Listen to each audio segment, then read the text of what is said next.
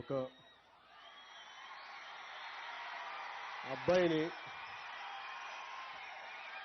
అబ్బాయికి చదువు నేర్పిస్తే తను మాత్రం ఎదుగుతాడంట.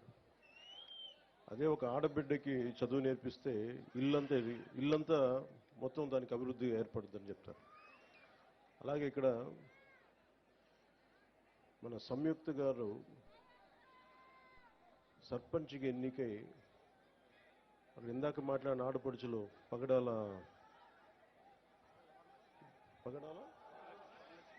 వరలక్ష్మి గారు మాట్లాడినా, అక్కడ టీచర్ల గురించి ఉపాధ్యాయుని మాట్లాడినా, ఆడబిడ్డలు చదివితే కుటుంబం కాదు, గ్రామాలే కాదు, దేశం కూడా ముందుకెళ్తుందని చెప్పి ద్రౌపది ముర్ము గారు ఒక పంచాయతీ స్థాయి నుంచి పంచాయతీ సర్పంచ్కి ఎదిగి ఈ రోజున